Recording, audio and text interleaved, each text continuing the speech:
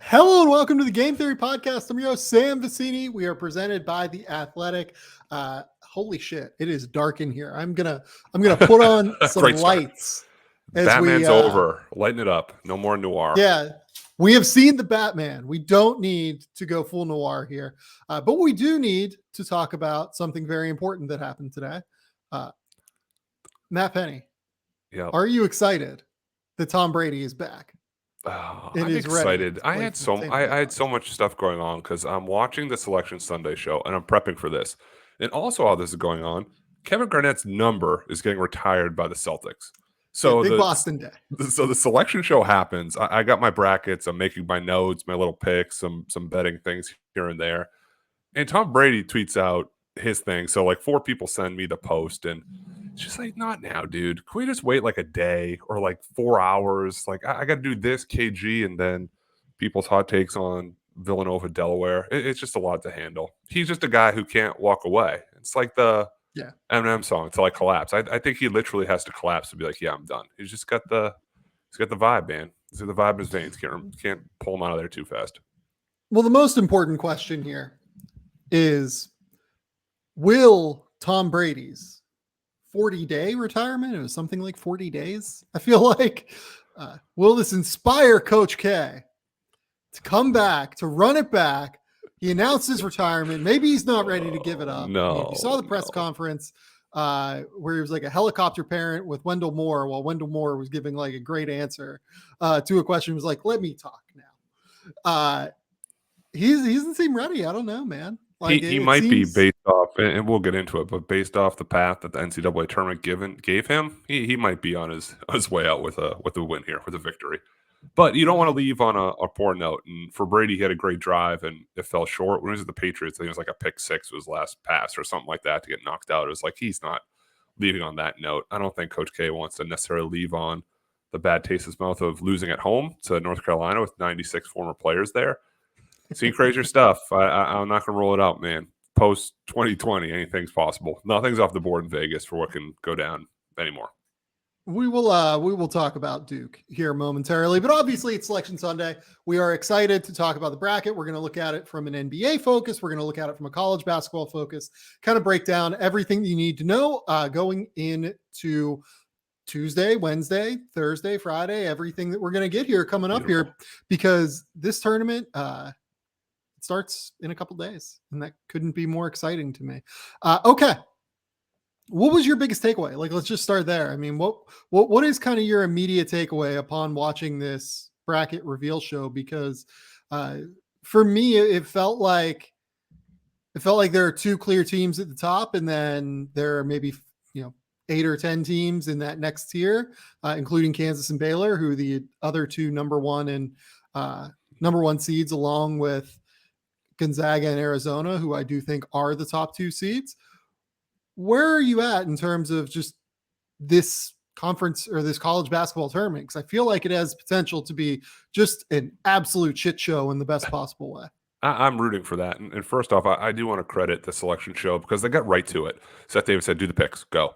There's a year or 2 where Charles Barkley was fumbling over it. And if you're on the bubble, like your nerves, your blood pressure is skyrocketing. Like, let's just get to the picks. The number one thing is I'm excited, like you are. We talk about this all year long. It's the best time of year, and there's so much parity, just like the draft at the top, at the middle, and there could be some upsets all around. I didn't love some of the mid-major pairing against each other. There's a few seeds based off conference tournaments championships, where you wonder if the selection committee took into account the Sunday games at all, or is this thing done? It was already in your or even drafts. Late Saturday night. Sure. Yeah. It's like the draft or email. It just was auto sent out at 5 p.m. I don't know. So there's always going to be complaining about that. I don't know if the metrics have kind of changed on last 4 in and the bubble, and if Tennessee should be a 2 or 3. I'll never understand the complete sports science behind that thing. But overall, I'm just ready to see some games for the next 4 or 5 days in a row. Yeah, I'm really excited. Even though I have to wake up at 4 a.m. Yeah. So what's that mode for you? Because you really, now if you don't want to, well, Tuesday, Wednesday, you're fine. What do you do Thursday, Friday, Saturday, Sunday in Australia in a completely different time zone on the other side of the world here? Up at 4 a.m. Up at 4 a.m. to watch basketball. Coffee, Red Bull, I'm ready to coffee. go, basically. Like mainline and coffee. There's not really another option. If I want to live in Australia, this is the sacrifice I make, that I have to wake up at 4 o'clock in the morning for 4 days a week, or 4 days per year. I'm sorry. Every year. And even last year, there was one of the 4 days. It was not the Loyola, Illinois second round game. I woke up and watched that one. It was the other second round day. The first matchup on the Sunday was or the Saturday, whichever day it was not amazing. So I was like, well, do I need to wake up? I woke up at 5:30 or whatever, because they tend to give those windows only one game, those early windows on Saturday and Sunday. First half hour anyway.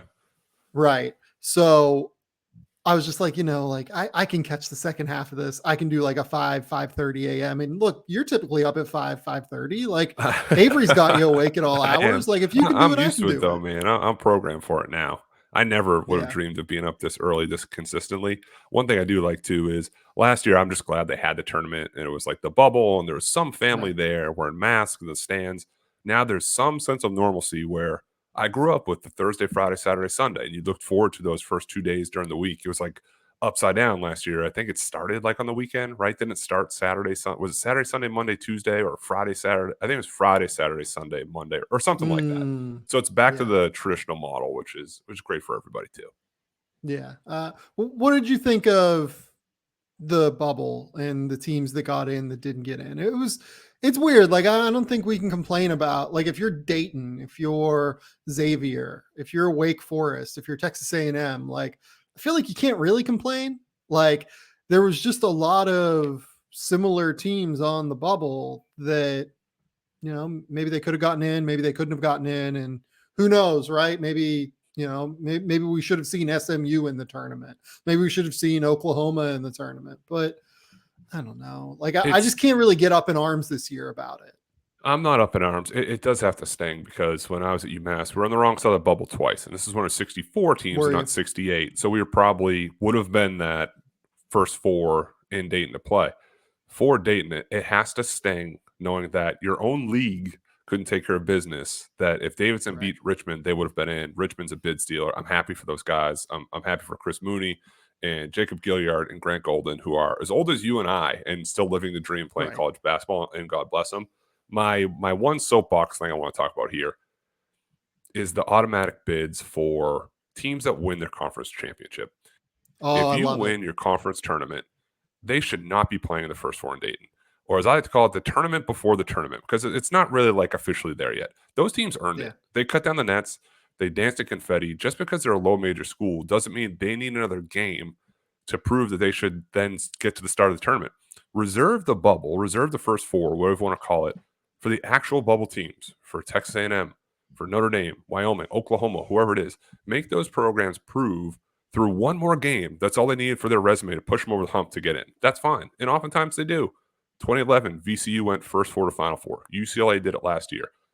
Low majors need love too, man. If you're going to throw them in as number 16 seeds, let them enjoy winning their conference tournament without having to scout another like-minded team. Have them worry about playing Arizona day one. Have them worry about playing Kansas. They shouldn't be worried about playing Texas A&M, Corpus Christi. I just, that part has never really made sense to me. No, in theory, I agree with you. I would prefer those teams to get in. The argument that I think even some people like in the conference administration that those leagues, are in and are a part of would make is that if you win one of those games, you get a full NCAA tournament unit. Like you get like full money for winning an NCAA and that's like the game. Behind the scenes administration. Like, let's make sure we're getting the bag. Totally understand that part of it too. And a lot of these schools are using basketball in buy games where getting $100,000 to go play at high majors during the year to fund the rest of the athletic program. And I'm sympathetic to that. I get that they have different needs than a traditional mid to high major. I just want those kids to get like a little bit of shine and not worried about playing another team before they go play one of the top 4 teams in the country. Yeah, no, like the idea of it is definitely what I agree with, like the idea of it. I think you're 100% right on that. It's just like there is like an interesting administrative behind the scenes, like monetary function. Also, like these teams get like Peter Kiss on Tuesday or Wednesday night. I don't know when Bryant plays. Peter Kiss is going to be a fucking superstar for a night. Well, like, and there's going to be no game up against him. / villain, right? Because totally. As Americans, as college basketball fans, we can act like we don't like it.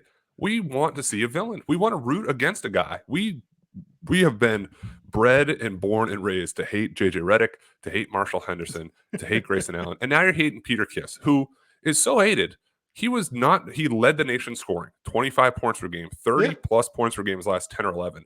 He was not voted as Conference Player of the Year. They're the number 1 seed in the Northeast Conference. Alex Morales from Wagner had a great year. Nothing against him. This kid leads the nation in scoring, but it has such this negative vibe from other teams and schools, and you get it when you watch him play. Every dunk's like a swear, a flip off, it's all too much. But you're gonna watch. I'm gonna watch that game. Sometimes the first 4, I'm like, I got it on the background. I'm not really.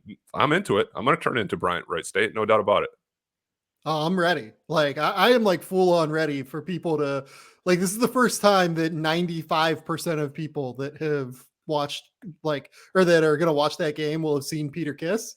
They're in for an experience. Like it is going to be. Was he on Quinnipiac? Yeah. Did he play at Rutgers? Yeah. So he's there. He's a 5th-year senior. He averages 30 games. Just let him go.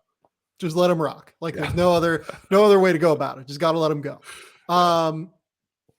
Okay. Let's do you want to talk about any of the I will say, like, I think that Texas A&M and Wake Forest, like, I think those 2 teams are good basketball teams. Right. I don't think that you can look like in terms of the way that the committee seeds and selects teams. I don't think Wake Forest really has much of a case. I don't think that Texas A&M can complain, given that I think they went like 3-10 against quadrant 1 teams this year. But like, I just like, I would like to see those 2 teams in. Like, I'd love to see Jake LaRavia and Alondas Williams. Like, I think Texas A&M is playing awesome basketball right now.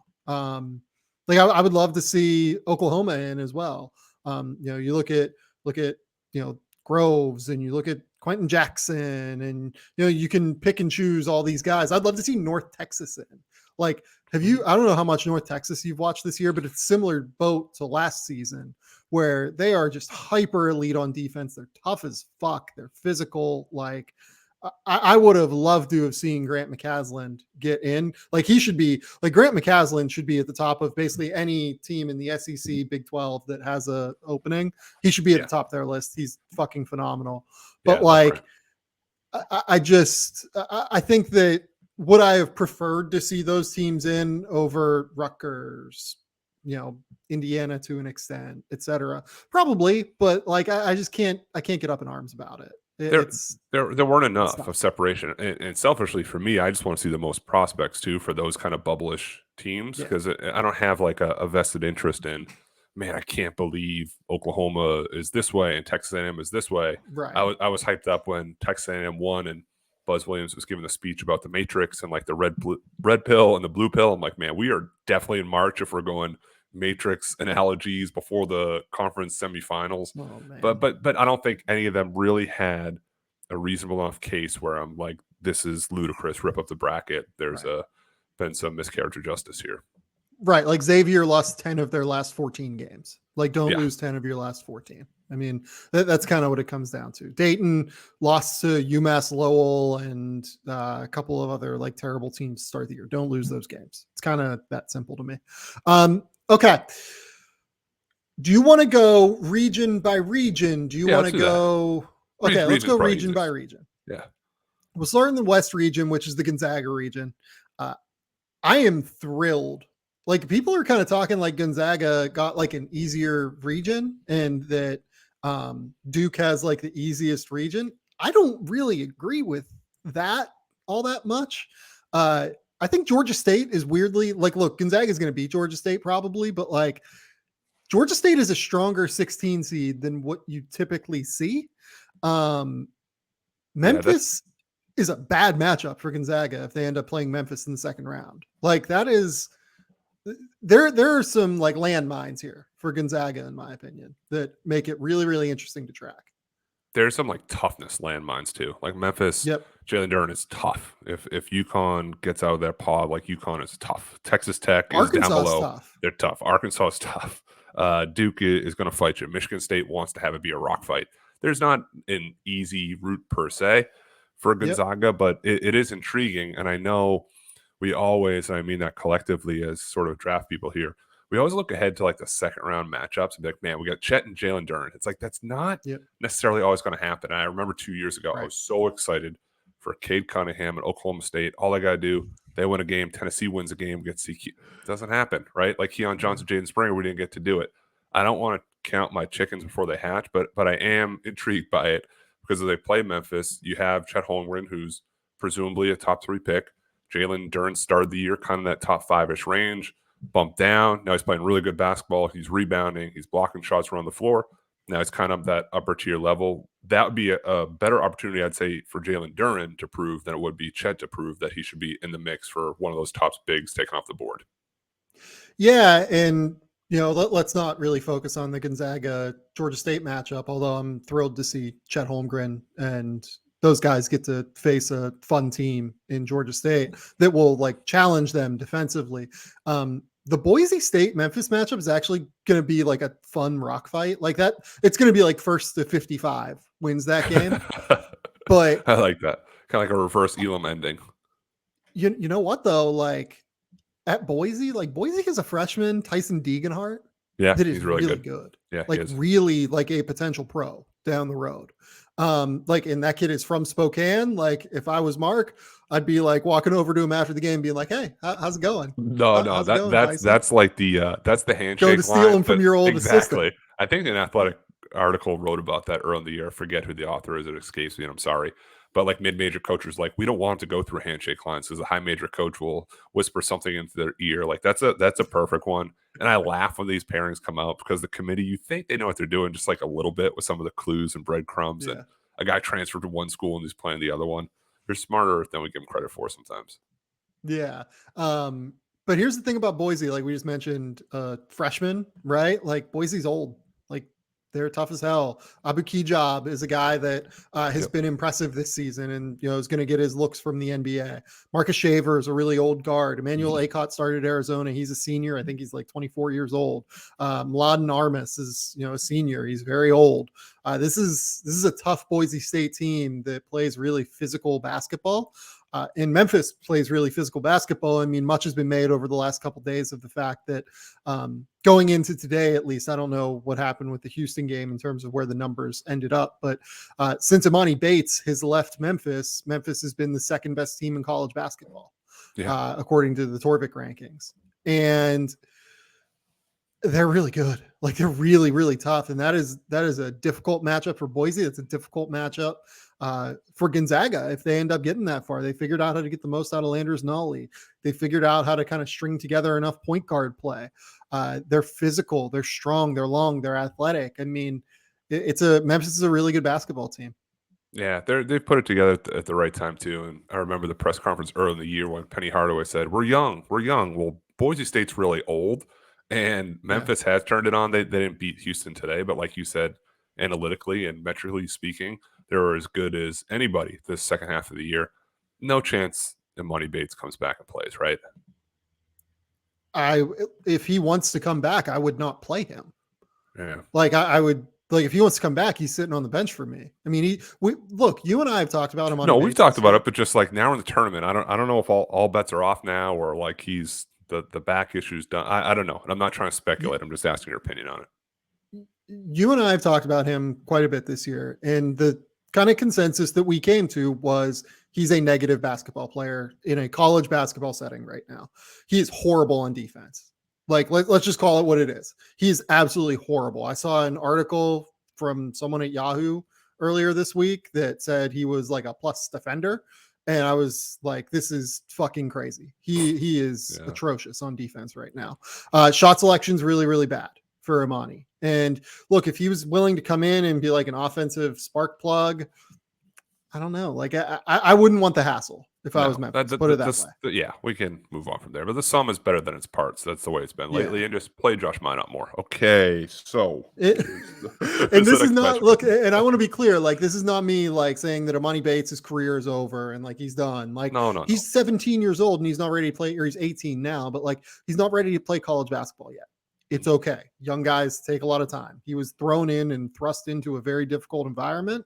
And I think he'll be better for having gone through this experience, but right now he's not ready, and that's okay. And by the way, like this Memphis team, Tyler Harris is 23 years old. Landers Nolly is 22 years old. DeAndre Williams, I'm sorry, is 25 years old. Yeah, that's a good one. Like, Lester Quinones is 21 years old. This is an older basketball team. Alex Lomax is 22. I mean, we can talk about, Boise maybe having the experience edge and they've played together longer, but Memphis is full of like men in a way that they're not going to back down in any sort of capacity. And if we get the Jalen Duren, Chet Holmgren matchup, please, I need it. Like that would be fantastic. But that's honestly one of the second round matchups that I would look forward to most. I think it's a 50-50 game, whether or not Memphis gets past Boise. Boise is really good. But if we get that, Jalen Duren and Chet Holmgren and all of those tough wings for Memphis against Gonzaga, that's one of the matchups I'm most looking forward to if we can get it. Yeah, that's where I am too. Moving down, we have Connecticut, New Mexico State. We have Arkansas, Vermont. I've seen Arkansas versus Vermont as like a kind of a popular upset pick. Vermont just blew through the America East tournament, winning all of their games by like 30 points. Yeah, it was ridiculous. Even that last game, I thought it'd be closer. I think it was 28 or 30 or something nuts. Yeah, just insane. I'll be interested in that game for sure. I think that's actually like if you remember last year, Arkansas struggled in the first half with Colgate and then kind of turned it on late. But I do remember that I think game. This is a different team. Like I think this is just a much more physical, stronger team. I don't know that I see like Vermont being able to really match up athletically at the wings with Arkansas now that Odious Toney is back, and now that Stanley Amude is like playing full time, like that's going to be kind of a tough wing matchup, I feel like. But I will say this, like Ryan Davis, who is Vermont's best player and center, and like, not the most athletically explosive guy in the world necessarily, like him against Jalen Williams, like Jalen Williams is one of the few guys that like he might be able to actually manage a little bit. Vermont's going to try to dictate the pace and the tempo, and despite scoring all these points, they can play slower and play in the half court. Arkansas is a little bit different team away from Bud Walton Arena. We saw that in the SEC tournament. Are those guys going to be able to adapt and come out quickly? That's a lower point spread too for a 4-13, 5.5 points isn't crazy. So I think a lot of people are onto the same thing we're saying too.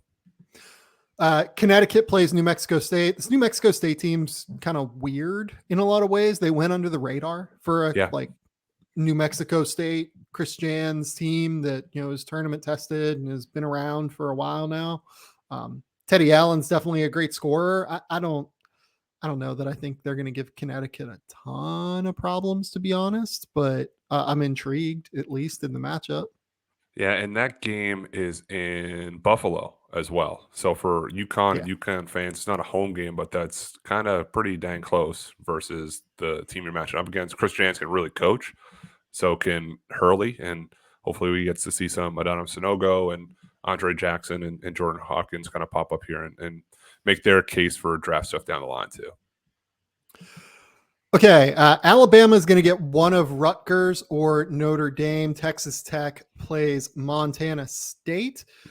Alabama was a team that I was kind of targeting as a real upset contender. I don't think they've played well over the course of the last month and a half of the season. No, and the quotes have been bad too. Like they asked Nate Oates about Javon Quinterly and playing, and he made some comment like, "Well, he shows up on time, that he'll play." So it's not the team it was a year ago. I don't know if Herb Jones was really like actually Superman, like he's showing the NBA, like he was the guy that melded it all together, or maybe it's Josh Primo. What do I know? But I circled them too, but I don't even know who to pick for an upset because Rutgers, Notre Dame. Selfishly, I hope it's Notre Dame so we can see Blake Wesley. He match up against J.D. Davison and Shackelford and Alabama's guards. But Rutgers is tough, and they're great at home too. And they beat Purdue on that half-court heave, and Ron Harper Jr. hasn't quite reached the levels he was his last year in the beginning of the season, but still a really tough team to draw in that first four bubble matchup for Notre Dame. Well, there are a couple guys here that are going to match up really, really well with Blake Wesley, I think. Rutgers has two really strong perimeter defenders, and Caleb McConnell specifically, who I'd imagine probably will get the matchup on Blake Wesley, but Paul Mulcahy is really good defensively as well. And I think that he'll probably see some minutes on Blake Wesley too. I actually kind of like Rutgers there. Rutgers, I think, is just a really tough physical team that will cause Notre Dame some issues. And as much as I want to see Blake Wesley play against Alabama's guards, you know, I think that the bigger test for him in the NCAA tournament actually comes with Rutgers. Yeah, Caleb McConnell's really good. I mean, he matched up with Jaden Ivey in Purdue. Like, they put him on the best offensive player in the Big Ten night after night.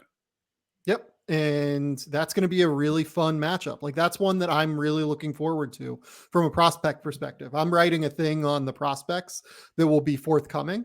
You know, the best matchups in the NCAA tournament, essentially, that prospects face in the first round. And I'm really looking forward to that one. I think it's going to be phenomenal. I'm really, really excited.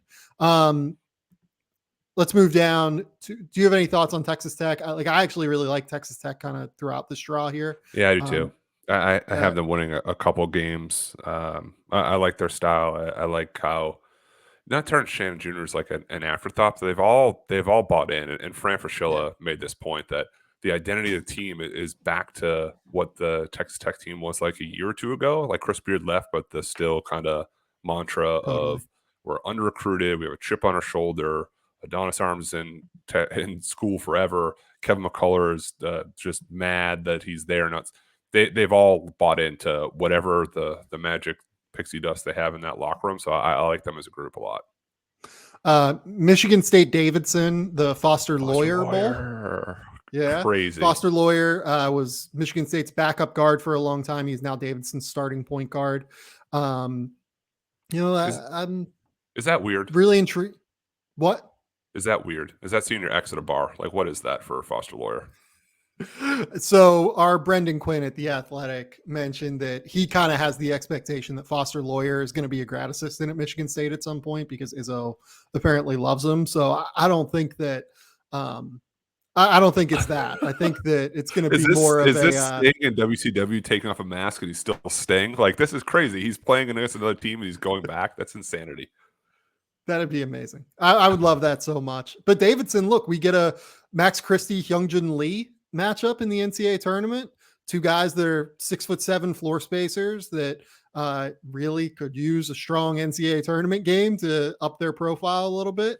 If Max Christie doesn't play well in this game, I think, you know, definitely is going back, I would think. Not that you put everything on this single game, but, you know, the sample has been better with Max Christie recently. I thought that he played pretty well, you know, in the Big Ten tournament, you know, for the most part, at least. You look at, I'm trying to think, which game did he play really? I think it was the Maryland game. He had like 16 points or something, right? Who knocked them out of the Big Ten tournament? It was Purdue knocked them out. Yeah, he was not good. Like, he had 3 straight jumpers where he lined up, he squared, and it was like back rim, back to the right, back to the left. And I talked to myself a lot, and I just said, gotta go back to school. I didn't see it. And I thought similarly today with Hyungjin Lee, who I really liked, he's just so stiff and so upright. Yeah. He wasn't assertive in the first half at all. And then when the game was on the line, he was like he had a nice pass. It was an assist that ended up being a bucket, but kind of chucked a little bit. I had him in the 40s. I'm wondering if that's just a little too high because the ceiling isn't necessarily what I earlier thought. But that's why we play the games and has a chance to show that maybe it's just a bad run here of a little bit. And the 3-point numbers have dropped too. So that's got to bump up for a catch and shoot guy who does have some defensive limitations as well. Yeah, it was a really bad A10 tournament for Hyungjin Lee. I think he averaged like 10 points per game and shot, I think he went like 4 of 15 from 3 or something. So he needs to have a pretty good tournament here. I think he needs to have like a nice little run that would be useful. And then Duke gets Cal State Fullerton as a 2 seed. That's a 2 seed.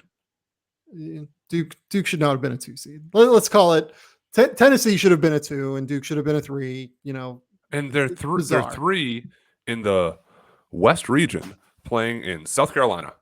And the 1 seed in the region they already beat. Is this a selection committee parting gift, a part of the farewell tour, or is this just, hey, this is where the ball bounced and that's where they ended up in this place? I just thought it was weird that in the West, you're playing more or less a home game, and your 1 seed is a team you beat in November or December, whenever it was. Man, I'll say this. Do you think that Duke team wants any part of Texas Tech? Oh, heck no. I think Like, Oh, they got to, yeah, they got to get there too. I mean, I don't think Michigan State and even Davidson would be the easiest out. I know Duke made the ACC championship game, but I don't know, man. Like those guys got to do it a lot higher level than they are. And we were texting about last night about, I don't know, just out of Paulo's missed reads on guys and AJ Griffin. Those two players are supposed to be top 10 players, and there's times where I don't know. I know they're going to be picked there, but it doesn't happen enough where I think definitively, like you watch Keegan Murray today, you watch Jaden Ivey, like you see those guys like, yep, get it, top 7. Those guys, I go back and forth. Man, I don't think that's on the players. You watched that Virginia Tech game last night. Mike Young fucking annihilated K. Just absolutely destroyed him. Like, Coach K continued throughout the entire game to run this bullshit soft switch on the perimeter. Like, oh yeah, we're not going to fight through screens. We're not going to play. You have Mark fucking Williams, who's one of the best drop coverage big men in college basketball. And you're going to soft switch him through some off-ball screen actions, through some on-ball actions. What are you doing? Like, I just have no idea. And like he said after the game that, communication on defense is one of the hardest things to teach young teams. And I totally get that. Like, I think that is absolutely fair. It's a fair statement on his part, but they look like they've gotten worse. Like, their communication looks like it's gotten worse. They have so many breakdowns defensively where guys just like don't seem to know where they're going to be. Can you imagine? Like, we just saw Virginia Tech, right? Davidson is very similar to Virginia Tech in terms of what they're going to do, how they're going to run. Structured offensively, get you open looks. Those Hunter Couture open threes would just be Hyung Jung Lee or something like that. Totally. Davidson would pick them apart on defense. Like, would absolutely pick them apart right now. And that's scary. Like, if I was a Duke fan, I've said throughout the year, I think that this Duke team is the most talented team in college basketball. Yeah. If they win the title, it's going to be in spite of their coach, is my take. Well, because we have seen nothing from K this year that makes me say he's putting those guys in the right position. Like, who is Duke's best passer? That depends on the day. It's probably not Trevor Keels, like Jeremy Roach, maybe Paulo Banchero at times. Yeah, I think it's Paulo Banchero. If I was Duke, I would literally just be watching Iowa tape for the next 2 days. I would be saying, okay, how does Iowa get Keegan Murray the ball emptied out on one side of the court in the mid post? Okay, we're going to practice, because Coach K in his press conference last night went on about having entry passes, or when I'm not about entry passes, having practices and getting a chance to practice over the next couple of days and how that'll really help his team. I would be practicing entry passes to Paulo Banchero in the mid post constantly. Nobody can guard that guy. Like, absolutely nobody can guard that guy in college basketball. His fluidity of footwork, his strength, his physicality, like, it's unbelievable. Like, they should just be watching Iowa tape to figure out, how do we get this guy the ball in the mid post in the half court? Because that is their best half court offense. The difference is, though, that Keegan Murray's a 3-point shooter now. Like, he believes it. He's over 42% since the new year. He was it had 8 threes 2 days ago, had a bunch today too. He's more looking catch to shoot from 3 now, where early in the year it was transition, it was mid post. He's still the guy. Where Paulo hit some off the dribble jumpers the other night, kind of step back, Carmelo-ish type stuff, and then late in the game it was sort of top isolations. It was always one dribble left, spin, go for like a righty hook, but it wasn't. But that was kind of like catch up too. Like, they were behind, and like, we need 2 quick points here because we're digging a hole. We're down 7 with 3 minutes to play. Well, what does that say to you though about, like, hey, when we need a bucket, when we need this thing to happen right now, what are we doing? Yeah, we're to Paulo. We have to, right? Because AJ Griffin is a 3 and D guy who the D hasn't been great, and he was 1 for 8 from 3 last game. So if his threes aren't falling, he's not going to the rim. Trevor Keels has just this tendency sometimes of being the bad bowling ball and not the good bowling ball. And then Trevor Keels has no idea what he's doing out there in terms of distributing. He has no idea. Yeah, I like it. I'm the period at the end of the sentence in this podcast. You're the exclamation point. It's great. It's why we work well together. And But I like Trevor Keels. Like I Yeah. like him. I think he's a really good player. He's really great on defense. That bowling ball tendency to be able to attack and get into the lane. Like Duke does need that, but he's not a point guard, and his ability to read the defense and see who's open on the court, his vision is not good. Like he consistently puts his head down and doesn't, look to attack with the pass. He's not a good live dribble passer. So it's frustrating to watch him be the guy that initiates the offense, 30% of the time, Sure. 40% of the time, because they have Wendell Moore as well, and Jeremy Roach is out there. Jeremy Roach, I have no idea what to do with. He was good for a while. He had a good stretch of 4 or 5 games there in the middle, and then wasn't great last night. I'm fine with Duke as long as they have to do those kind of turnovers for touchdowns. Like when it's a miss or a bad pass, Mark Williams has to chuck it, run up and down the court. You ball fake there, you hit up the wing. Now Paulo has a free side. It's not there. You reset. Here comes trail AJ Griffin. Boom. But when it slows down, and Virginia Tech did that a little bit to them and made them play in the half court, that's when they struggled. And by the way, both Michigan State and Davidson will do that to them. Yeah. Like regardless of who they play, they're going to have to win a half court game against those two teams. Oh, it's bare knuckle boxing. They don't want it to be pretty. Right. So if it does not go the way that I'm saying, where like Duke just throws the ball into Paulo and says, "Hey Paulo, like even if it's a double, like Paulo reads double teams really well as well." Like that's the thing. That's actually the main difference between he and Keegan. You bring up the shooting. For me, it's actually the passing. Keegan's not a very good passer. Paulo's an exceptional passer, I think, for a big. So yes, but Keegan's a better scorer. It's like he makes up for it that way, and Paulo kind of makes up for the other one. I still feel more comfortable in the game going to Keegan Martin. We'll get to Iowa here in a little bit, but he's kind of piecing the things we said we're worried about together. Yeah. And Paulo and AJ Griffin and not Mark Williams. Mark Williams is what he is, but those guys, I still have my concerns. I want them to have big games. It's why we talked about last week. I said AJ Griffin's the guy I have my eye on because which player is he? I can't figure him out. Is it the guy who's going to have 15 and 6, or is the guy who's going to have 2 points and go 1 for 8? Duke does not win if he goes 1 for 8 with 2 points. Doesn't happen. Yeah, no, I agree. And to me, at the end of the day, the two guys that Duke needs to have the ball in their hands with are Wendell Moore at times. Like you can totally run through Wendell Moore. He'll make good enough decisions, I think. And Paulo Banchero. All of those Trevor Keels possessions need to go to Paulo or need to go to Wendell Moore. Let Trevor play off the ball and play as like, sometimes he catches and shoots, but more often than not has a guy closing out on him and gets downhill and attacks toward the rim and makes a play that way. That's how I think you get anything I've watched from Duke this year says to me that they are not putting their players in the best position to succeed. And that is disappointing to me because I think this team is more talented than anyone else in college basketball. Totally agree with that. And I'm someone who sits down and actually takes time for the bracket. It kind of drives me crazy when they just announce the field and then the guys are up at the board like, all right, here's my upsets, this, that. Right. I need time, but your gut instinct, your gut feeling out of the West, who's your one team that comes out of it?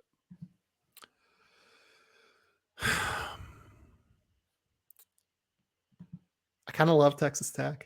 Oh, I like that. I have Gonzaga. I want to see them in bigger moments, and I want to shed the whole West Coast Conference isn't good enough bull crap we've dealt with. Yeah, I could see it. Like it's going to be a crazy year, and you go through this, and you have a 2 1 seeds, a 2 and a 3 in your Final Four. It's not going to happen. Feel safe, but I don't know which teams you want to bet on. But if you're betting on Texas Tech, I'm not against it. So here's kind of my thing. People said that like Gonzaga and Duke have a really easy region. I think that Gonzaga like bracket is pretty brutal, to be honest. They have to play a lot of older teams. You're playing either a Memphis or a Boise State team that probably averages 22 in the starting lineup. You're playing a Connecticut team that averages 23 probably in the starting lineup. Or you're playing an Arkansas team that is older, experienced. JD Note is 23 years old. Yep. Amude is 22 or 23. Tony, I think, is 21. Jalen Williams is like mature beyond his years as a basketball player.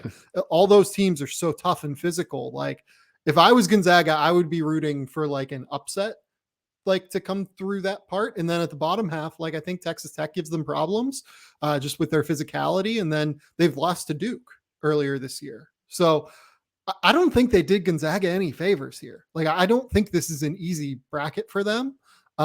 Maybe this is, I'm like 5% lower on Gonzaga than everyone else, but this is also a Gonzaga bracket that I think will be really interesting from a prospect perspective for Chet, because he might get a Jalen Williams matchup. He might get a Jalen Duren matchup. He might get the Duke matchup at the end. He might get the Texas Tech matchup where they're super physical and tough and, a beast at the point of attack. And oh, by the way, Alabama, for as much as we shit on them, like their 6th seed that has beaten Gonzaga this year is in their region, and can get hot and beat anybody for 3 straight games.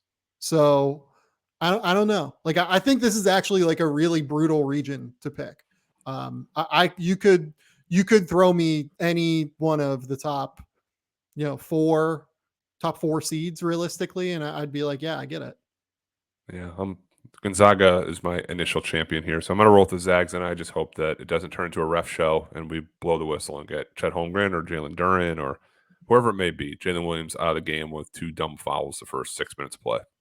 Yeah, I'm gonna say Texas Tech over Gonzaga. Yeah, I have Zags or Tech. Yeah.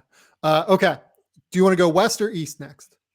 Or south or east? Can we go south? Because I think that's what they did on the reveal. So it's kind of like my notes are annotated that way. Okay. So we've got Arizona taking on either Wright State or Bryant. I don't think Arizona will have problems with either of those teams. Seton Hall TCU is kind of a weird little fun matchup. I've really enjoyed TCU throughout the year. These are like 2 of my teams in the preseason that I absolutely loved. One of them came through in TCU, and Seton Hall did not come through. They closed the season really well. I think Kadari Richmond played a lot better over the course of the second half of the season, but Draft darling. Yeah, they're not the darling. Kadari Richmond. Everyone thought he was going to be the guy. He wasn't. He was up. He's had some good games, had some bad games. And TCU knocked off Kansas at home. And they had a storming of the court there. And Eddie Lampkin's been better, and Mike Miles has been good. So they have some pieces there that I picked TCU. I think it'll be a close game. I think the spread's like 1 point, so it really could go either way. Yeah, I picked Seton Hall. It's going to be close though. Like that's one that's going to be super physical and going to be wild to watch. Houston UAB, I think that's going to be a very popular upset pick because UAB is the top 12 seed. Jelly Walker is a really good scorer. Houston is frankly without its 2 best players in Tremont Mark and Marcus Sasser. I don't know what to do with Houston necessarily. They haven't really beaten anybody this year other than Memphis today. Memphis. Yeah, won the conference tournament today. Like the teams that were on their non-conference schedule that like they were hoping would come through as good teams. Virginia was not very good. Oregon was not very good, especially early in the season. Oklahoma State, I think, is actually like not a bad win. I know everyone just kind of ignored Oklahoma State throughout the year because they weren't eligible for the NCAA tournament, but Oklahoma State's really good. Like they are one of the best defensive teams in college basketball. That's actually a good win. But other than that, like, SMU, they split with SMU, like lost to Memphis 2 out of 3. I think this is a tight game. Like I see this is like a 50-50 game. Yeah, my initial lean is UAB with this one too. Why UAB? For all the reasons you outlined there, and I don't want to be the numbers guy that every year there's a 12 over a 5. And what I do hate is the next matchup we're going to talk about 4-13. I also like the underdog, and then you have to go all in on like your underdog winning 2 games. And I did take UAB there. I think Jordan Walker could give them fits, and that's why I think they'll sneak one by. I think it'll be closer. At the very least, they're gonna lose by less than 8.5 points. That's how I feel. The UAB thing is that they're actually pretty big. They can play both big and small. Like Trey Jemison is a kid that started at Clemson and is now like a 23-year-old or 22-year-old starting center at UAB. KJ Buffin is a kid that started at Mississippi, if I remember correctly, was really good. I thought he was like kind of a sneaky NBA prospect at one point. Just hasn't quite developed that way, but is still like a really good 4th-year player in college basketball. And then, Jelly Walker is obviously just an awesome guard from New York who played at Tulane and then transferred to UAB. So I'm very interested in that one. I think that's going to be a really fun game to watch for an upset. A lot of people are picking this Chattanooga, Illinois upset. I don't know. I don't quite love that one as much as everyone else. Can you make the pitch for me on Chattanooga? Yeah, so I didn't do. I watched their conference championship game, and the thing that stuck out is I knew he was there, but I'm excited for America's reaction to being like, is that Silvio De Souza? Like, wasn't he at Kansas? Like, how is he still Yeah. there? How old is he? He averaged like 11 and 7, Yeah. and he's fine. He like I know it didn't work at Kansas. He was unbelievable in high school, and he hasn't really quite regained that form. I like their team, but just the initial jump is Illinois has been sort of all over the place this season. It seems like they've righted the ship for the most part. I like the matchup with him and Kofi Coburn in the middle. That'll be a wrestling match. I didn't necessarily have like a really strong take on why I took them over Illinois, other than just knowing the board is going to be crazy and you got to shoot your shot somewhere. I feel like Kofi is a really hard matchup for mid majors. Just a It's gonna be the Jalen Williams. You're gonna try to take charges on him. You have to. When he's coming down the court, you camp out in the middle of the paint and try to get him as he's rim running or something like that to get him out of the game and get him in foul trouble because he is such a game changer. It's the same thing with sort of Purdue when they play lower major, mid major teams where you throw it into the post to Zach Edey. Like, good luck stopping him when your center is 6'8". Like, okay, here's Kofi Coburn's enormous and 4% body fat, and you're not slowing that train down. Yeah, like the mid-major teams, like look, Cincinnati is not a mid-major, but they were not great this year, right? They beat Illinois by 20 at the start of the year. That's a big team. Like they have Abdul Otto, they have the Russian kid, they have Hayden Koval, the 7'1" kid. Like they could throw real enormous bodies at Kofi.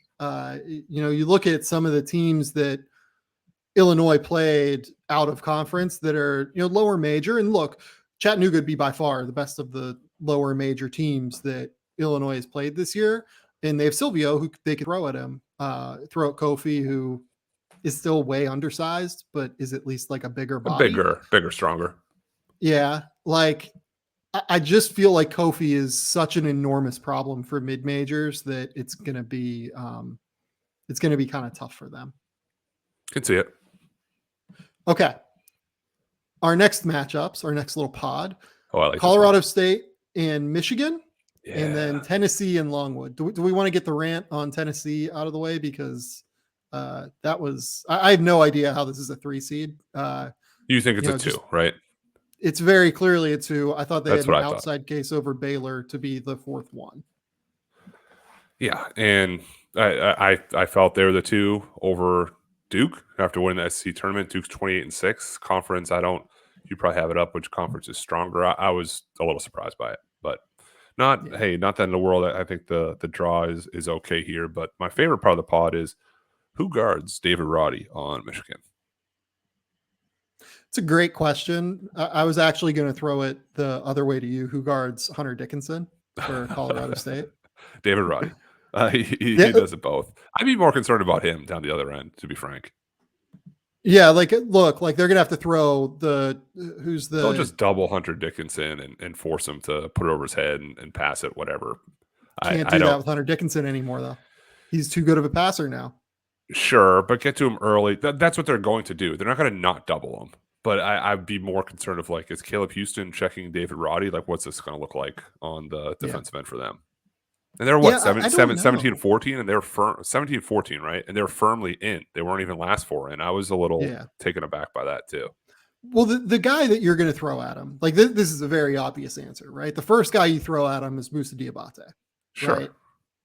And I think Diabate's either going to be Diabate's too jumpy. He's going to get in the air, go into him. He's going to get quick fouls. That's my prediction there.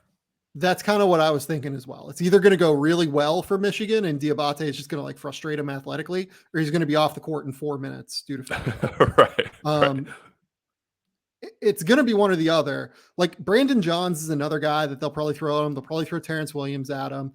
Look, David Roddy's way better than all those guys, but I do think Michigan has more of those bigger 6'7" bodies than what most teams have. You know what I mean? Yeah, Like, they have more depth there. They don't have yeah. to rely on one guy, and doesn't go right. They go somewhere else. I could get this wrong, but I think Michigan is technically favored as an 11. Oh yeah. I got an email earlier saying the only two favored underdogs were Memphis and San Francisco. But you might be looking at something different. Okay, I'll look where I'm here. I will be betting on talking. Michigan in this game for sure. Like, I'll say that. Like, I will 100% be betting on Michigan To win or to cover. To win. Yeah. Or to cover. If they're favored, I'll bet on them to cover too. I think they win by like 5 or 6. Yeah, I like Michigan quite a bit in this game. I just don't know who covers. No, I got Michigan -2. Yeah, I'll be hitting Michigan pretty hard in that game. Okay. I think that's a really hard matchup for Colorado State. All due respect to Colorado State, I think Nico Medved's awesome. Like, Missouri and Kansas State should be calling Nico off the hook to try and get an interview with him. But yeah, I think that's a really hard matchup for them because of Michigan's ability to throw like 4 different guys at David Roddy and kind of cause issues that way. Tennessee, I think, is another team though, by the way, that, I know that they just won the SEC tournament, but, haven't been the most consistent team throughout the year. Like, you look at their home record versus road record, it's been a bit iffy. They lose to Texas Tech on a neutral earlier this year. They lose to Villanova badly on a neutral earlier this year. Look, they went through I was at that game. That's the Hall of Fame. But we're all neutral courts now, or for the most part. And they just won the SEC tournament on a neutral court. So you hope that it's going that way. I think for as much as, I don't say I've slandered, but as much criticism that I've heaped on Kennedy Chandler over the year, he's been really good. He's hit shots. He's dictated tempo when he gets into the lane. He has like different release points, leaving up there. He's not just throwing himself in there. He's better off a pick and roll. And if they have guys like Brandon Huntley Hatfield stepping up and different pieces who haven't during the year, that's going to make them a tough out. And by the way, if it is Michigan in that next round, or Colorado State, frankly, as well, Kennedy Chandler in ball screens is probably going to be a problem for both of those teams. Yeah, could be. So yeah, I think Tennessee out of this pod, but I think Michigan's going to give them a game, to be honest. Yeah, Tennessee's pretty heavily favored in the first game against Longwood. Yeah. Last little pod here. Ohio State against Loyola Chicago, Villanova against Delaware. This is either going to result in just alma mater. Here we go. Heartbreak for me. Is it a bad movie with Loyola Chicago a year ago? And I know it's different. I know Porter Mosier's at Oklahoma. I know Cameron Krutwig isn't haunting your dreams or Illinois' dreams anymore. Play a similar style. They're pretty good. They're favored. Is this sort of it's not a trap game because it's who you play, but is this a bad draw for E.J. Liddell, Malachi Branham, and the Fighting Buckeyes here? Oh, it's a horrible draw. I mean, I think Loyola is better than Colorado State. And here we are. Michigan's an 11 seed. Ohio State's a 7 seed. And, one's playing a better, like the higher seeded team is playing a better team. So I'm not thrilled about that. Let's just be honest. I think Ohio State can win this game, though. I have Ohio State. I think I'm higher on them than most people. I don't know if it's just the Big Ten bias because I've watched them so often, but I think they could piece it for like a couple games here. And you have Villanova probably waiting for you, which they're playing great and just won a Big East championship. And Colin Gillespie looks like the point guard we thought he would be all year now, and it's happening. And Villanova is never a team that you're going to walk over. But I don't want to undersell Ohio State either. Is Loyola favored in this game? They are. They're favored by 2 is the line I'm looking at. Whatever email I got that said that the only two favored underseeded. It could have. Maybe it's moving here as the bets are rolling in. I think I just got a bad email. Spam? Here's the thing with Ohio State that I think a lot of people aren't really recognizing or just ignoring. These last few games where they have not played particularly well, like losing against Michigan, losing against Penn State. Obviously this Nebraska loss is a disaster. They've been without a pretty significant part of their interior. Like in the Penn State game, they were without Kyle Young and Zed Key. The Nebraska game, the Michigan game, essentially, the Michigan game was without Kyle Young. Zed Key played 7 minutes. Nebraska was without Zed Key, if I remember correctly. I think Kyle Young played in that game, but did not play more than like 10 minutes in that game. So they lost their 2 best interior defenders, lost their 2 most important interior players. Look, if Zed Key and Kyle Young play, I think they win. Like, I'm really actually I'm not uncomfortable with that matchup. If Ohio State has its full roster, I just don't know what's going on with Zed Key and Kyle Young necessarily in terms of like, are they going to be 100%? Can they play 25 minutes against Loyola?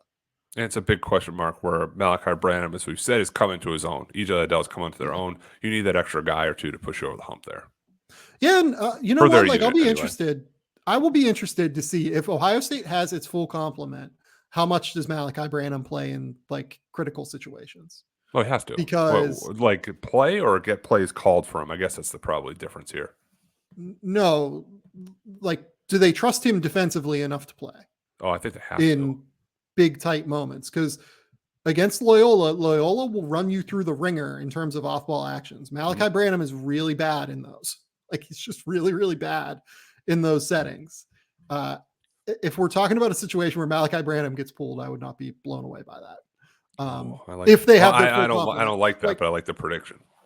Like, if you don't have Zed Key and Kyle Young, you just kind of have to play Malachi Branham because you only have a limited number of dudes. Yep. But if you have Kyle Young and you have Zed Key and like you can play bigger and make it work that way, yeah, that's a fun matchup. If Ohio State's healthy, I like them to beat Loyola, and I like them to beat Villanova. Let's go. Let's do it. I have the same thing. I'm ready. But they got to be healthy. That's why you're supposed to write in pencil. The first bracket I did in pen. The next one I will do in pencil. But that's kind of like a not game time decision, but maybe like a day before you make the final call on it. Yeah. If Ohio State's healthy. If they're not healthy, they're losing in the first round. If they are healthy, they have 2 potential first round picks. They have 2 really good big guys. They have Jamari Wheeler, who's a great role player point guard. I'm in. Let's go. Cedric Russell. Let's ride. Good nuts. Yeah. Ride. Villanova is really good, by the way. And we might just all be sleeping on Villanova to a substantial extent. And they might make the Final Four. Who is your pick in this region? It's Arizona. It definitely is. And you had the crystal ball right. Dalen Terry had like the breakout game already in the Pac-12 tournament. And it was funny, I guess. So Pac-12's on late here. I know you have no concept of real time. I have no concept of time. So the game was on at 9 o'clock. I'm like, great. So at 9 o'clock, be over 11:30. I forgot it was daylight savings. So it was actually like technically started at like 10. So I'm up late watching the game. And Dalen Terry is doing like the whole show of their 15 points, 7 rebounds, 6 assists, 0 turnovers, and hitting at the right time. And I didn't realize, I saw the stat in the game, that they're like all-time levels of highest assists per game. It's a really fun style. They move the ball. Yeah. Ben Mathurin had 27 points. They're loaded, and they're so loaded that if one of those guys takes a little bit of a dip, it's not the Duke situation where I'm saying, well, AJ Griffin has to do this or they're not going to win games. If Ben Mathurin has 12 points, I think they're still going to win. Like if Dalen Terry has 5, 6, and 4, I think they're still going to win. They're so balanced that Arizona is my pick out of this region. And probably the most fun of a watch was that UCLA game I've had in a while last night. Yeah, I think they need Kirk Risa for the second weekend. Sure. I don't know if they need him for the first weekend. For exactly the reason that you just said, right? Like Pele Larson is good enough to play. Justin Kier is good enough to play. Adama Ball, like, by the way, better last night. Hit a couple of threes last night and was not unplayable, maybe is the fairest way to put it. You throw all those guys at Tabellis, Mathurin, Koloko, Dalen Terry. I mean, and they're big and strong, and they'll play 2 bigs at the same time too. Like they're not spacing it out. Play 2 bigs, couple wings. Dalen Terry can play some point guard. Played more of it last night. I had a talk with we'll call it basketball person this morning. Said, "See, I told you Dalen could make the jump." I said, "Well, yeah, but he's playing full-time point guard. It's because Kirk Reese is out." I said, "Well, no, he did it anyway." I said, "Okay, well, look at the numbers. Plays most minutes ever. Took the most shots he's taken in months. Had the most just opportunity and usage, and he shined when the the moment was his. Yeah, no, I agree. I'm going to go Arizona over Tennessee in this region. By the way, as I mentioned, Tennessee got obliterated by Villanova early, and I think that the most popular pick is going to be Tennessee, to get to the Elite Eight over Villanova. I don't know how I feel about that.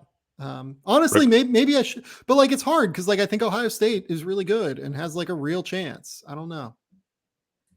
Yeah, it's March, man. I like it. I technically had Arizona over Ohio State right now, but just also barring injury reports as they become available to us. Yeah. Okay. The Midwest region is the softest region, I think, in the bracket. Kansas against the winner of Texas Southern, Texas Corpus Christi, San Diego State, Creighton. Creighton played really well in the Big East tournament without Ryan Nembhard. Trey Alexander looks great. Arthur Kaluma looks great. This is a team that I think is, as soon as I get numbers on the 2023 national title I thought you meant odds, the betting line. Yeah.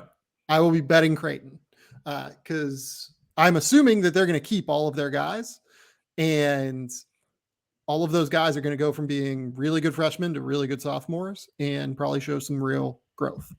The only reason I'll accept that answer is I know you'll have futures on like 6 teams. If that was your one shot, I'd say ambitious, but 1 of 6, we can roll with that. Yeah, no. But here's the thing. Like Ryan Kalkbrenner, Arthur Kaluma, Ryan Nembhard, Trey Alexander, and the Andrana, what the hell's his name? Andrana Shkavili or something like that. Yeah. Roddy. Let's go with Roddy. Sure. That's 2 potential first round picks, I think, in Arthur Kaluma and Trey Alexander at some point that could be really good. So beat Providence by what, 20 in the semifinals? High-end talent and more experience. I'm assuming that Ryan Hawkins doesn't still have eligibility, but maybe he does. I don't know. I don't know eligibility anymore. I was looking at I don't know eligibility. Everyone's 23. Everyone's like, is that a 6th year I see on his ESPN profile? I don't know how it's possible, but good for them. Stay in college. It's a trap. Don't grow senior? up. Yeah. I think San Diego State versus Creighton is another like first to 55 wins the game matchup because these are both really good defensive teams. I don't know. 50-50 game in every regard. This next little batch of teams features our sweet boy Keegan. Really your sweet boy. I was lower on Keegan throughout the year. No, it's collective. It's collective. He's been great though. He has. He really, really has. And he's answered the call, and I was worried about Iowa doing anything unless he had these super duper games, and he can, and then you have a Jordan Bohannon kiss off the glass to keep the dream alive. And I didn't see these guys winning the conference championship, so maybe there's more to it. I'm a little afraid. I know most times we talk about teams and like they're peaking at the right time. I'm just a little concerned. Like for them, it was like they had the celebration, they had the peak like too early, and now it's sort of like trappy. And Richmond also won their conference tournament, and they're really, really old too. I did take Iowa. I like Iowa to maybe win a couple of games on the back of the hot shooting of Keegan Murray. Yeah, it's hard because like I don't think Richmond is awesome. I've been high on this Richmond team for like 2 years now, and it just seemed like they were never going to bring it together, but they kind of did. I mean, they lose three of their last 5 regular season games, and then they come together for like this one final ride. Somebody had a tweet where like they lost at the buzzer to like 3 games a season, and they beat them like in order in the A10 tournament. I don't remember who tweeted it, but I'm like, that is an awesome stat. It's unreal. It's absolutely unreal. They knocked Dayton out of the NCAA tournament literally by beating Dayton. That's just a weird. No. They beat Davidson. Dayton. Well, they beat Dayton in the semis though. Did they? I thought they lost to Davidson.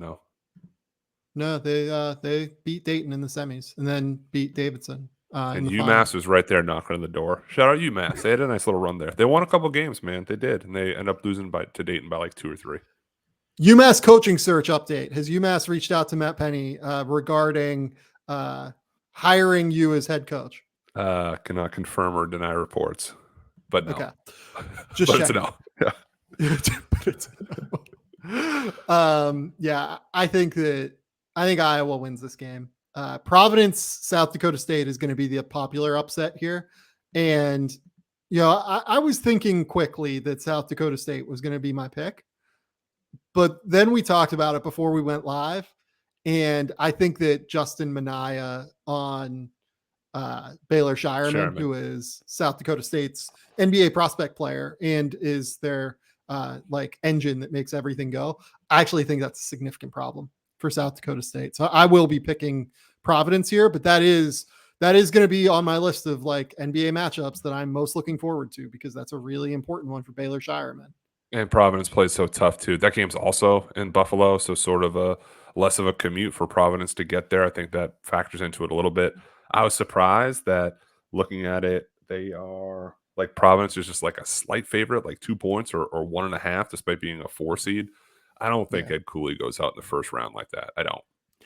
That's going to keep coming down, and I am going to hit Providence. This reminds me a lot of do you remember the Arkansas Colgate game last year where everyone picked Colgate and I was just ready? I was sitting there, just hammered Arkansas right at the end. I took Arkansas and it was dicey in the first half. I was like, I've made an enormous mistake.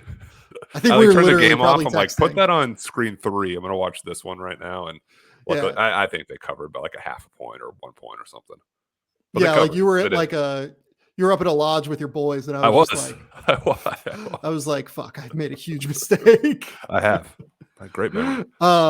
Okay, LSU Iowa State in what has to be the saddest first round game. I feel like so sad, because Iowa State has been dreadful for 2 months now, and LSU fired Will Wade over the weekend. Do we want to talk about Will Wade? Not really. It's just the timing of it's crazy. This thing happened in 2017. We're in 2022.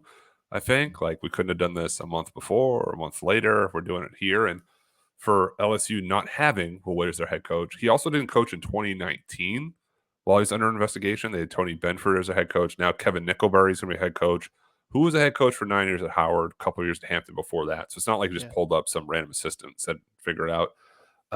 It's probably going to be a popular upset pick too. I think LSU's favored by 5. I anticipate that line going down a little bit. It's just it would be an easier pick if Iowa State hadn't been as much a train wreck as they've been the last, you said, month or two. Here's my thing with the LSU decision. Why now? If you lose, if you go on a run and make a Final Four, the NCAA is still going to make you vacate the Final Four at the end of the day. So you're saying just go full renegade. It's here's the paper, here's the allegations, and you're saying they should just take it throw over the head and be we'll see you in 3 weeks. Yeah, fire him at the end of the year. Say look, we're not going to screw the kids that are here by making them go through this whole thing, and then fire him at the end of the year. Literally, I don't care if you fire him the minute the press conference of their last game starts, but just let him coach. I think if you're not going to fire him, I think part of it with the NCAA is just kind of how do I want to put this? When you go along with their rulings and you don't inhibit or whatever, stop the investigation, or you go along with the rule, they'll take it not lighter on you, but they'll understand where you're coming from. Versus if you just say whatever, we're doing this, figure it out, the hammer comes down harder. And I think that's part of the stuff that happened in Oklahoma State and South Carolina and all these other places. Some of the places that did cooperate, it still happened. There's still some sanctions. Maybe lost a scholarship. It wasn't as heavy as a hammer. But if you're going to do that, you fire him 3 years ago. You don't let this continue. Sure. Yeah. I get that. The option here for me was fire him 3 years ago, fire him before the season, or fire him after the season. Don't have this weird ass lame duck situation in the NCAA tournament just because you got the notice of allegations. Let him coach, fire him after the season. On March 12th. Yeah, it's fire him March 12th or whatever. Fire him, or no, it's fire him March. Fire him on March 25th. Do it 25th. Yeah. Whatever. Yeah, good game. Thanks to Sweet 16. You're out of here. The other matchup that was really interesting to me was Wisconsin against Colgate. Wisconsin's been terrible for a little while now because it seems like Johnny Davis is not totally healthy. They are a 3 seed that is 34th in KenPom rankings. They lost to Michigan State in the first round of their Big Ten conference tournament. I think it was the quarters would be my guess when that happened. Lost to Nebraska in their last game of the year. Again, Johnny Davis got hurt healthy right now. Yeah. Well, here's the Johnny Davis story. He had tweaked his ankle already in practice. So he played Yeah. through, I don't want to say injury, but he played through some stiffness, some soreness when they played Purdue. He didn't look like himself. He wasn't as athletic, didn't have the burst.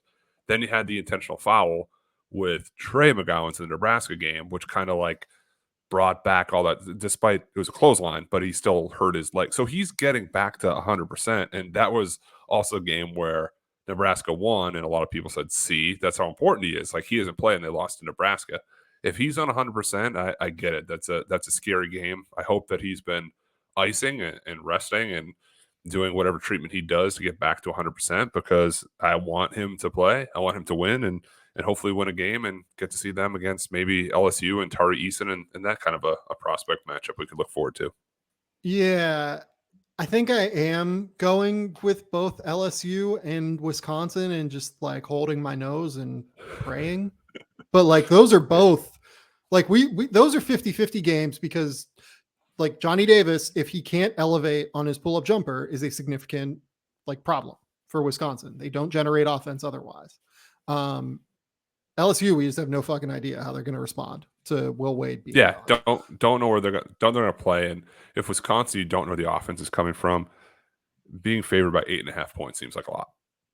Yeah, those are both like 50-50-ish games for me. Maybe Wisconsin's a little bit higher because I don't think Colgate's very good. Like I think Colgate is not as good as they were last season. Let's say I thought that that last season was their upset chance, but they're still useful and good, and we'll see how it goes.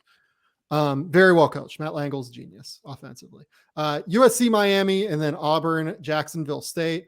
I don't have a ton of like thoughts on this pod. This is like it's Auburn, and we're excited about Auburn. We're excited to see Walker Kessler and Jabari Smith. Obviously, Isaiah Mobley could present like a really interesting matchup for Jabari Smith or Walker Kessler, but outside of that, like this is just kind of whatever to me.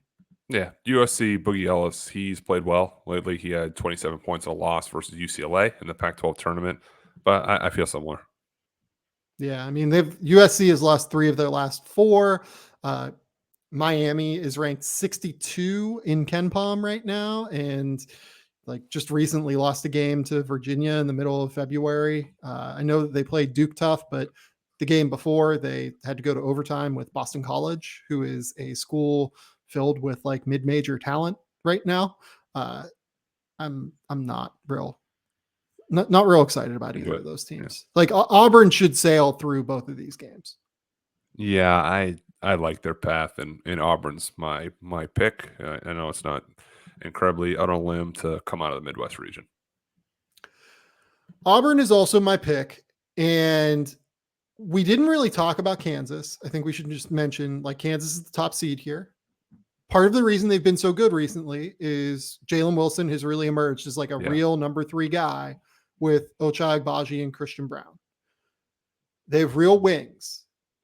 I don't know that they have real wings that they can throw at Keegan Murray if Iowa can get through. I'm going to be intrigued by that matchup. That's a really fun one to me. Iowa, Kansas, if we get that in the Sweet 16. It's weird to say this too because he has like 1,950 points, but Remy Martin's figuring it out too. Like he's been a lot better, and he helped them in their Big 12 tournament run as well. And the other part like him and David McCormick play well, they're a different team. They are. I mean, they're still a number 1 seed, but they're like even more of a leap there when those guys are doing what they do. And Ochai Agbaji's actually hitting threes and not going 2 for 10. And now Jalen Wilson's a player like that. And Christian Brown, we haven't even talked about. It's kind of like this high level gluish guy, late first, early second round name. I like them. I felt the same. Felt the Iowa matchup for them could get dicey. I will say this too, like, you know, we brought up Providence, you know, having a good matchup in Baylor Shireman.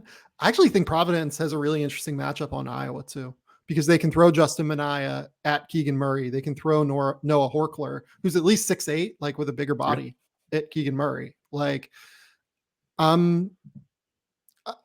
would love to see that matchup is what I would say. I'd really, really be looking forward to seeing that matchup. Yeah, well, they're both favored. I think South Dakota State's going to be popular to upset Providence, but I do have Providence, Iowa, Kansas, then Iowa, Auburn in the Elite Eight. Yeah. I'm going Auburn here as well, just because I think that the lower half of that region is a fucking train wreck. Okay. Last region. The East. This, I think, is top to bottom the strongest region. Yes, I think I agree. The top pod is Baylor, Norfolk State. Norfolk State's not a bad 16. UNC, Marquette. Marquette has not played well recently. UNC has played really well recently. I think UNC can give Baylor some problems. They can. If it's the North Carolina that knocked off Duke at Cameron Indoor, they have 4 players score for 20 points in a game. Yes, that team could do it. And with Baylor, I know a lot's been played up into the Jonathan Chamwa being out and being injured. I still have Baylor winning a couple of games, but if North Carolina can shoot the way that they have, and Brandon Bannock can shoot the way that he has, and Caleb Love is making good decisions, and RJ Davis is doing what he does, yeah, they could be there. That being said, I still took Marquette in the first round. Yeah, I took North Carolina pretty easily. I think Baylor beats North Carolina because I think they just have so many different looks that they can throw at teams. They have so many different versatile options that they're going to be able to put out there on the court that I'm very intrigued to see how teams kind of choose to match up with them. Mm-hmm. Then we've got St. Mary's against the winner of Wyoming, Indiana. Both of those matchups have potential to be really interesting. Wyoming, Indiana, I think is going to be really interesting. We get Graham Ike against Trace Jackson Davis, Hunter Maldonado against Xavier Johnson, both of whom are playing really, really well right now. As lower end, maybe long-term draft prospects, but probably not.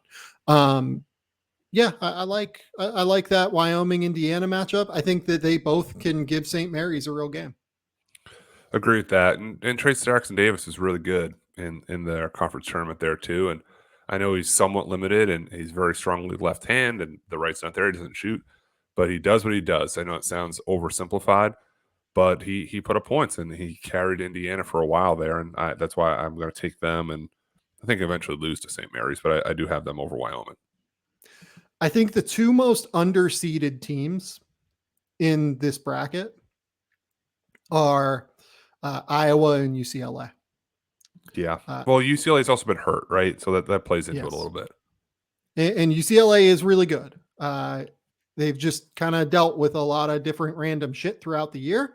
And because they play in a disaster Pac-12, they haven't gotten a chance to win like big games all that often, but beat Marquette pretty easily, beat Villanova in overtime early in the season. They beat Arizona earlier this year. This is a really good basketball team. Like UCLA Baylor is one of the matchups I am most looking forward to, point blank period. If we get that in the Sweet 16, I hope we do. I think UCLA gets through this pod relatively unscathed. I didn't like it that they're matched up with St. Mary's potentially in the second round. Like I like more out of state geographically speaking matchups. That's sort of the way it felt. But I had UCLA winning both games and losing to Baylor. Texas, Virginia Tech is really fun for a number of reasons. Virginia Tech is playing really well. They can throw a bunch of different looks at you. They can throw a bunch of different like kind of bodies at you. And then offensively, they're just fucking outstanding, right? Like they run incredible shit. I made a statement earlier this week to I think it might've been to John Hollinger. And then I said it to an NBA executive after. I think that as we look at coaches that would transition well up to the NBA, if we're like being serious about that, although I don't think this guy would ever do that, I think Mike Young would be one of the absolute most successful coaches that would transition up to the NBA. He is incredible from an X's and O's perspective. He has a calm temperament. He has a very relaxed demeanor. Like I think he'd be good with NBA players. Like he wouldn't go like over the moon yelling at them. Like he'd just be who he is. He diagnoses shit really well on court and like knows what to run, knows what plays to run. I think he would be in my top 10 in terms of coaches that would transition up toward the NBA. That doesn't make him like a top 10 college basketball coach necessarily, but like I think of him that highly in terms of what his like X's and O's prowess is and what his like overall skill level is as a coach. Only 58 years old too. I thought he was a little bit older, but he runs good stuff. And he said in interviews, it's not necessarily about rankings and the guys and the numbers. It's how they can buy in and run the stuff that you want to run. And you saw how he sliced up Duke, and he'll probably run similar stuff. And it's fun. It's him versus Chris Beard in Texas, where on paper we probably all got a little too overzealous with all the transfers and thought this is a runaway Final Four team.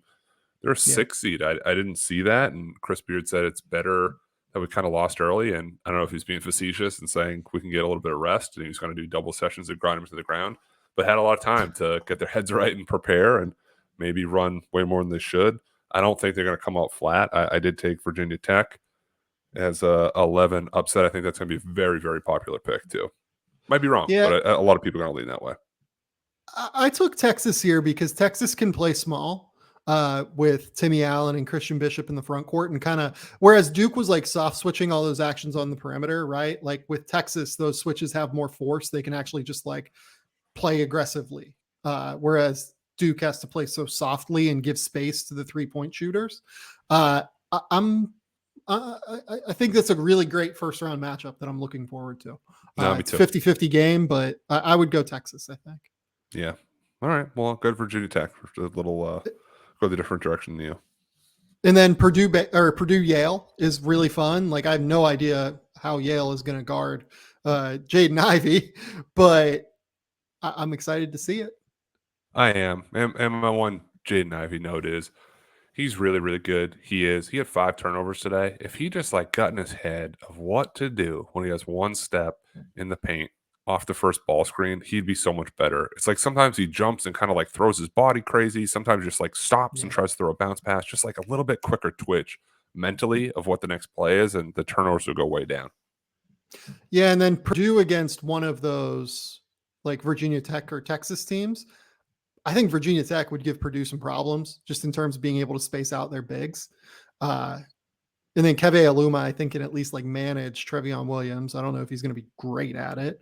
Just block his behind the back passes. Just sit on his right arm. You know, it's a bonus. It's going to be over the head, over the shoulder. Just stand right there. Make him go to the middle. He doesn't want to. The basketball nerds matchup is Murray State, San Francisco. Hate it. Hate it.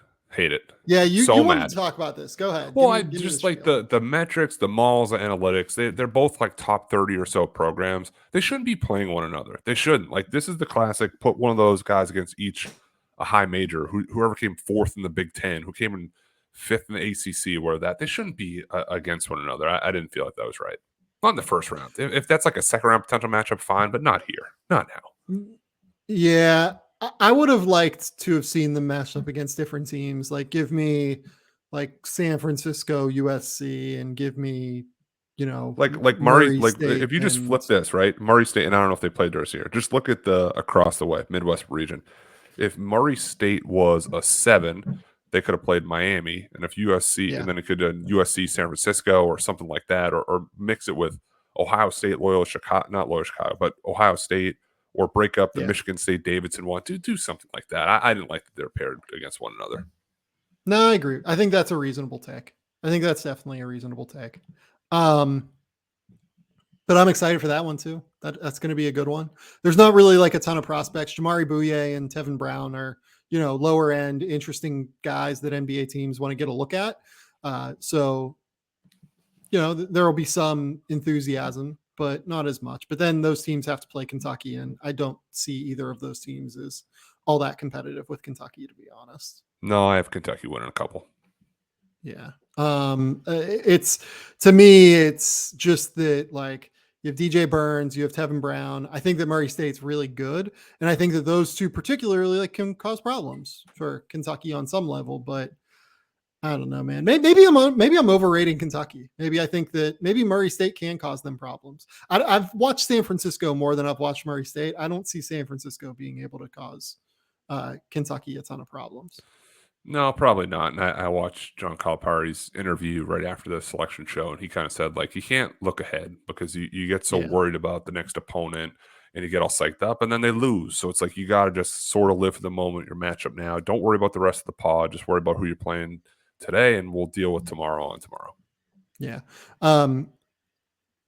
All of Baylor, UCLA, Kentucky, and Purdue, I think, are real potential Final Four teams. Like, you could have told me coming into the tournament that was my Final Four, and I'd have been like, look, if the matchups shake out, that makes sense. Like, I like all 4 of those teams a lot.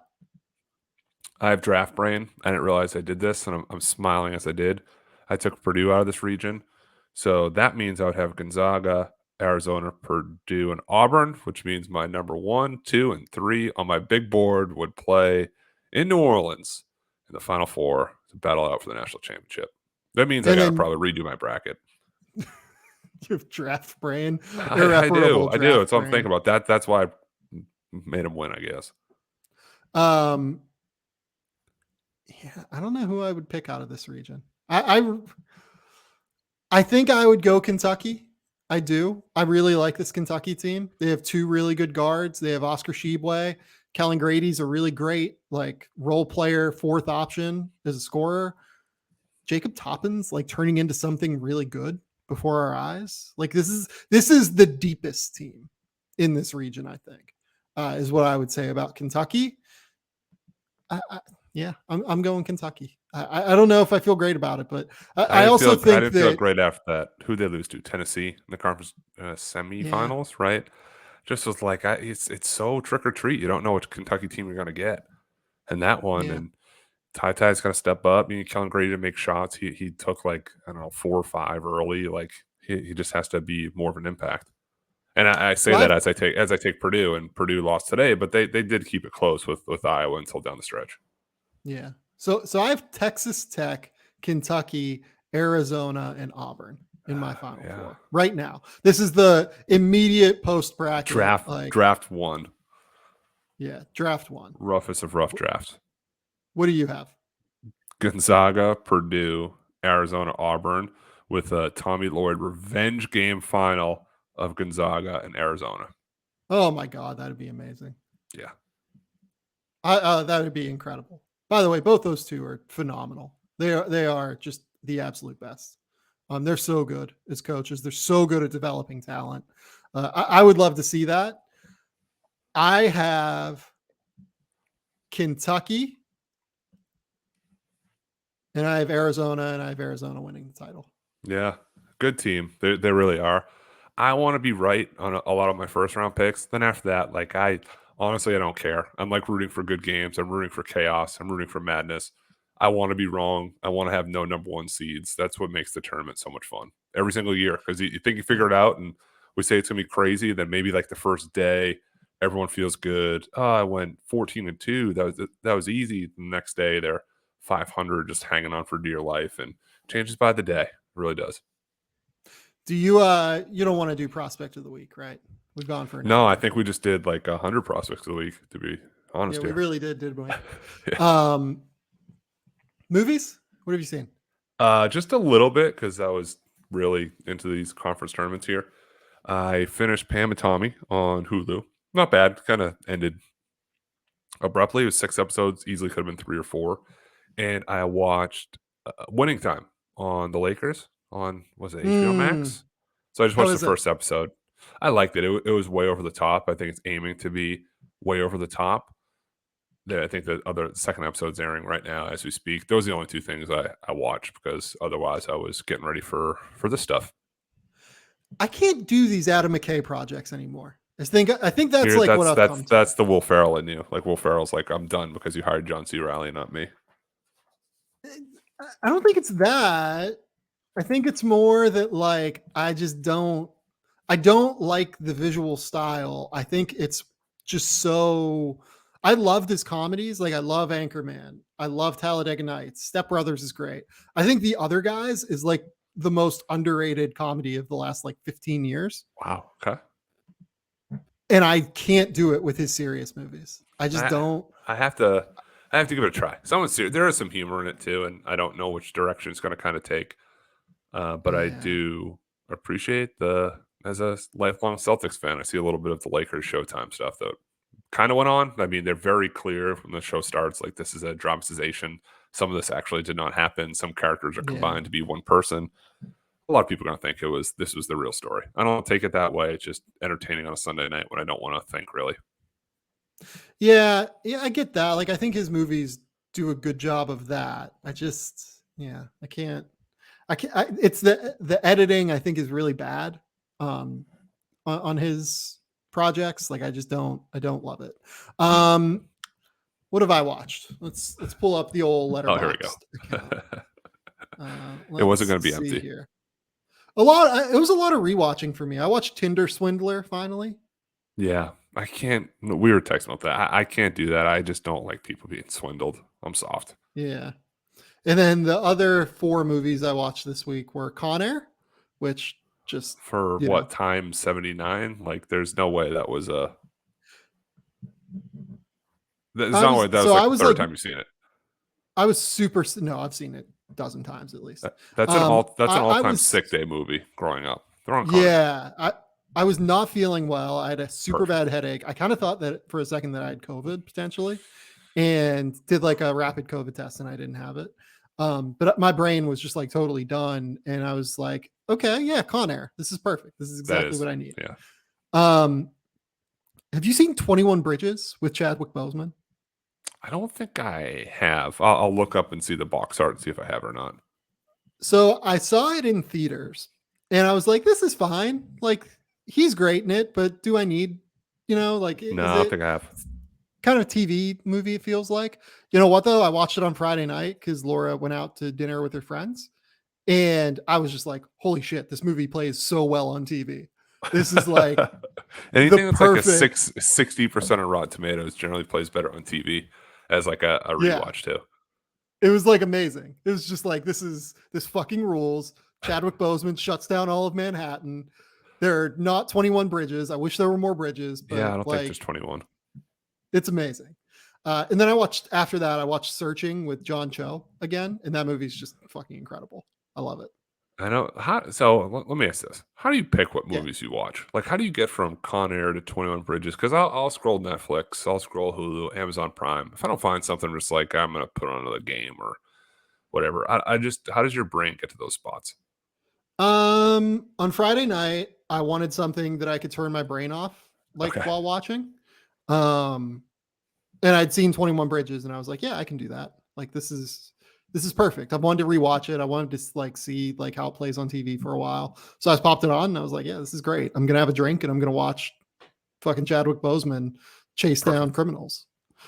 That's perfect. And then Searching, I was just like, I'd wanted to rewatch Searching for a while too, because I saw that when it came out 4 years ago or whatever, and it was great. I loved it. I thought it was awesome. And then I watched it again on Friday, and I was like, holy shit, John Cho is like a fucking movie star, and we need like to put him in as many things as possible.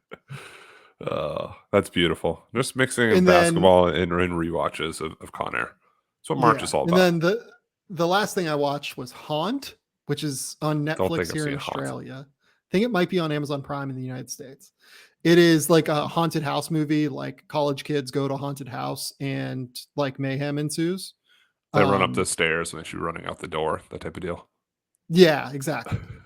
This one was really well done, and I loved it. Like, I thought it was actually really fun, and for what those movies are, right? And how I fall on those ones is typically Laura. Your wife, yeah. Laura loves. We're watching this. Yeah, you got to give up the remote a little bit. I've given up the remote in the off season, and I'm winding down here. I got about 3 weeks left, and it's like, why don't you pick out a show? But with NCAA tournament and conference tournaments happening at all hours of the day, the last 4 or 5 days in a row, I was dominating the TV set and the airwaves here. I am going to have a couple of 16-hour flights back to the United States to do Final Four, to do a bunch of different basketball events. So books and movies that you think I have not seen, please send them. Please send them to me. I have probably 7 books that I'm behind on. I've read, I think, 8 books this year, and I would like to read a lot more while I'm kind of away and have all of this. I've literally 32 hours of yeah. So what do you even do? Do you like do you just lay down the seat? Is it overnight? Do you watch 3 movies and take a break? That's long, man. I mean, I do the California one once in a while. I flew to Italy, but other than that, that's as far as I've really gone. Yeah, the 16-hour flight, you typically I sleep for like 6 hours, but you still have 10 hours then. Yeah. And I will try and do a little bit of work if I have an outlet. If I don't have an outlet, then I just can't really work on my laptop because it's old. this laptop that I use is like freaking 11 years old now. And it's beautiful. It's still running, but the battery is a disaster. So I read a lot and I watch movies on these planes. And I've never done it by myself, which I will be doing this time. Typically I've done it with Laura, but I would imagine it'll be much of the same. It's wild. And for listeners of the program, this is Sam Vecenie and I's third draft cycle together. Have never met each other in person. The day is actually coming. It's unbelievable. Yeah. My internet How pen about pal, that? we're meeting and shaking hands if we're allowed to, I guess, and partaking in a few beverages in New Orleans. I would guess. Yeah, I don't it'll know be what's going nice. to happen, but I'd guess that's the way it would slant.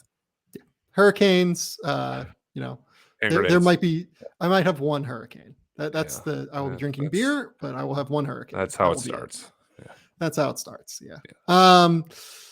This has been the Game Theory Podcast. Please remember, rate, review, subscribe, do everything you can to support the show. Go subscribe to the YouTube channel, Game Theory Podcast with Sam Vecenie at YouTube. We will be back later this week, probably with some NBA stuff, actually, before conference tournament stuff kicks in. I really want to have a conversation about MVP at some point. And I think that race is just fascinating. So keep it locked here for that. And then at some point, I will probably, I don't know if I'm going to do YouTube content watching these games or not. That's actually a possibility. I don't know. We'll see. But until next time, we will talk soon.